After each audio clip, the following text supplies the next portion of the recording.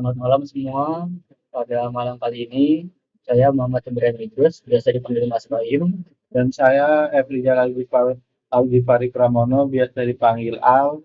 Pada malam kali ini, kita akan membahas hal yang dianggap sepele oleh orang-orang, tetapi menjadi penting sekali, yaitu krisis lingkungan. Krisis Orang-orang itu biasa menganggap krisis lingkungan itu seperti penggundulan hutan ataupun polusi polusi di kota-kota besar.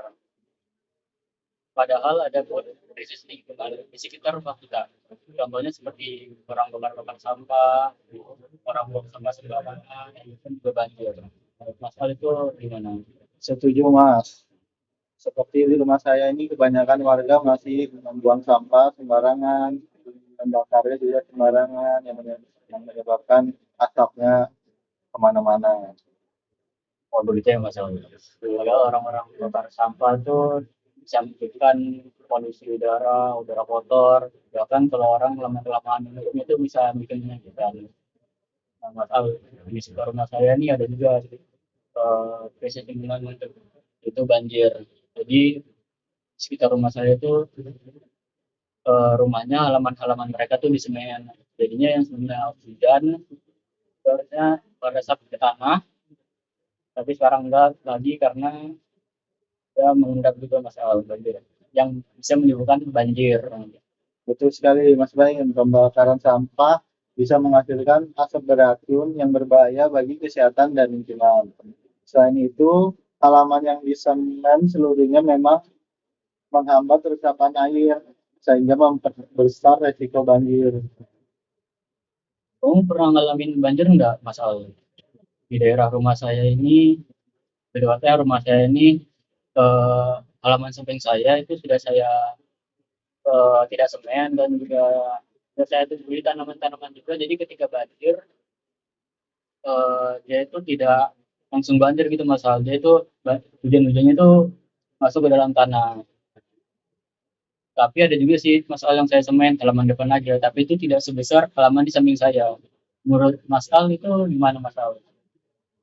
Banjir ya, rumah saya di Bukit sih Mas Baim, alhamdulillah kalau banjir nggak pernah.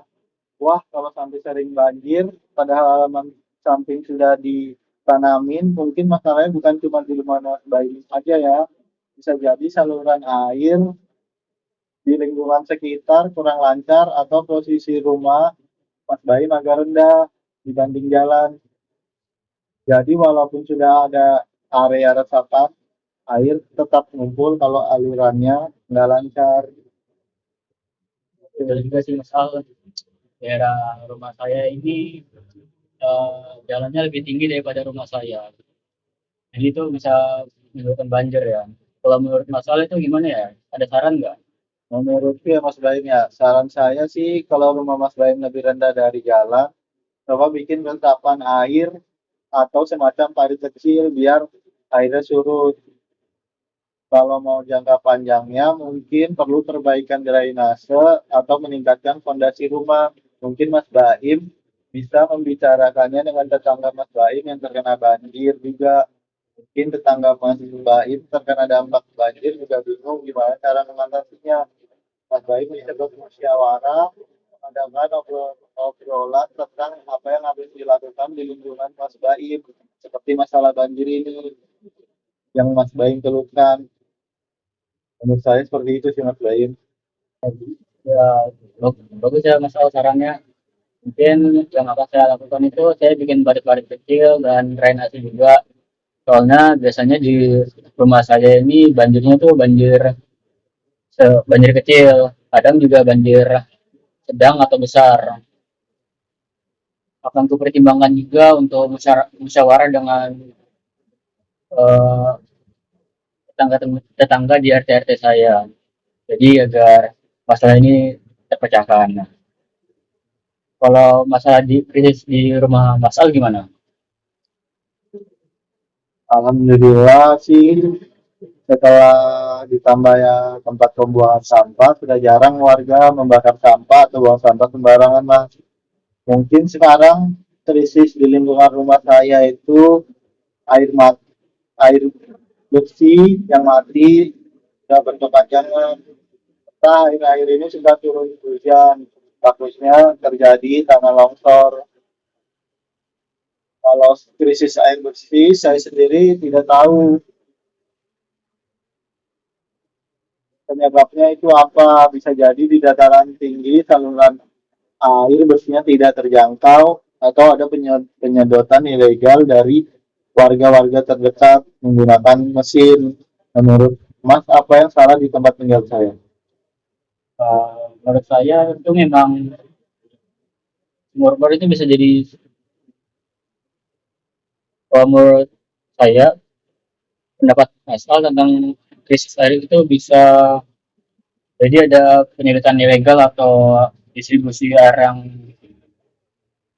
sulit naik ke daerah rumahnya Mas Al.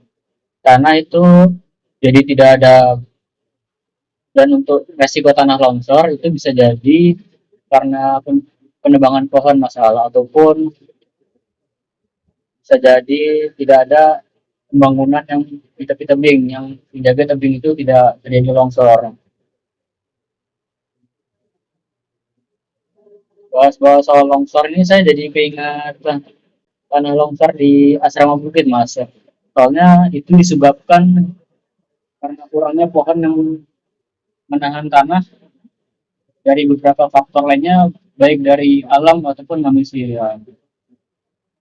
Benar Mas, tahun berapa gitu pernah terjadi longsor di daerah saya. Dulu sih katanya karena struktur perbaikan jalannya kurang bagus serta pohon-pohon yang tugasnya untuk menopang kekuatan dari bangunannya dipotongin yang menyebabkan terjadinya longsor.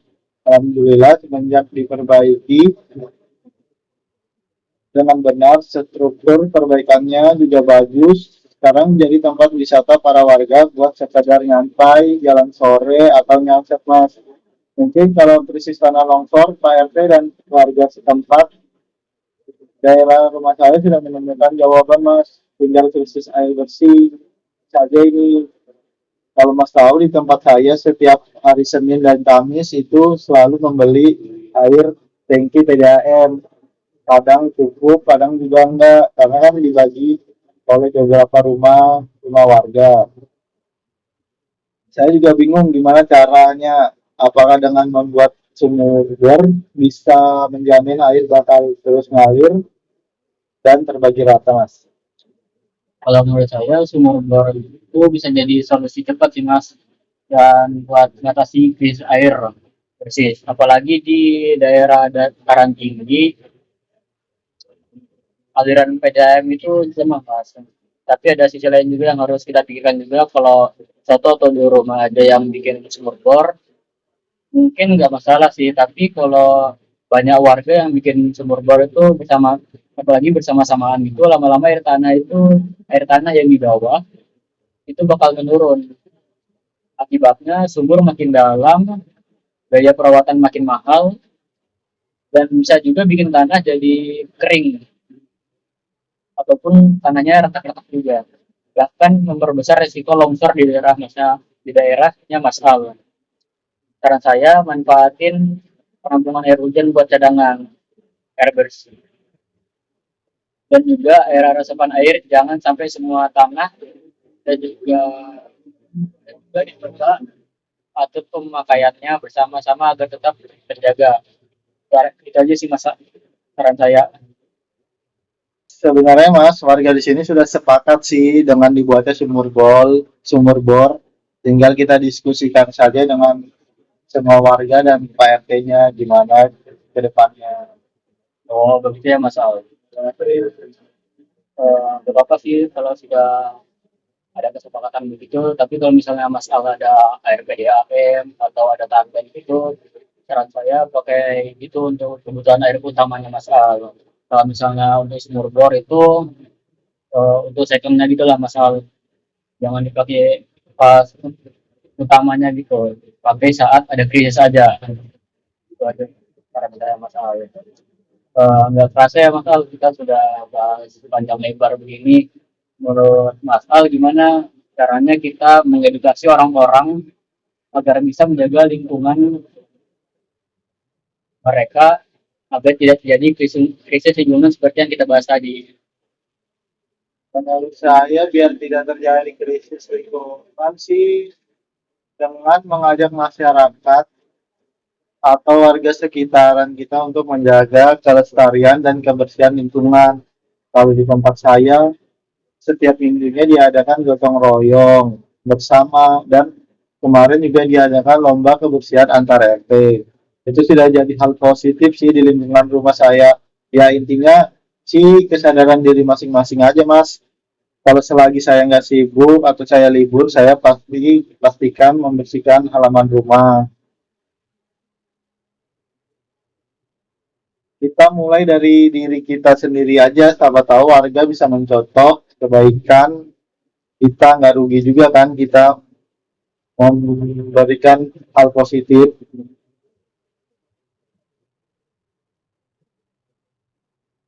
Oke sih, wah keren banget sih Mas Al. Setiap minggunya selalu ada gotong royong bareng ini ya tetangganya ya. Betul, Mas Baim. Sampai ada lomba kebersihannya ya. Saya setuju juga sih sama Mas Al. Kalau kesadaran itu penting dari kita sendiri sendiri. Lingkungan yang sehat itu hasil dari konsisten yang kecil. Bahkan cuma nyiram tanaman tiap pagi aja itu sudah aksi nyata buat kita menjaga lingkungan. Kita nggak perlu jadi aktivis yang apa ya, aktivis yang kor-kor gimana-mana gitu mas. Cukup jadi warga yang sadar aja dan peduli sama lingkungan sendiri. Nah, jadi intinya sobat hijau, krisis lingkungan nggak cuma terjadi di hutan atau kota besar, tapi juga bisa dimulai dari rumah kita sendiri. Benar, Mas Baim. Dan cara mengatasinya pun gak sulit, cukup mulai dari hal kecil. Tanam tanaman, hemat energi, olah sampah, dan ajak orang sekitar. Kalau semua rumah berkontribusi, bayangin aja betapa hijaunya lingkungan kita nanti masalah. Keren, betul itu Mas Baim. Karena bumi yang sehat dimulai dari rumah yang peduli. Terima kasih sudah mendengarkan podcast kami. Saya Algi Fari. Dan saya Baim, kami ucapkan terima kasih sudah mendengarkan kami. Salam hijau, sobat hijau.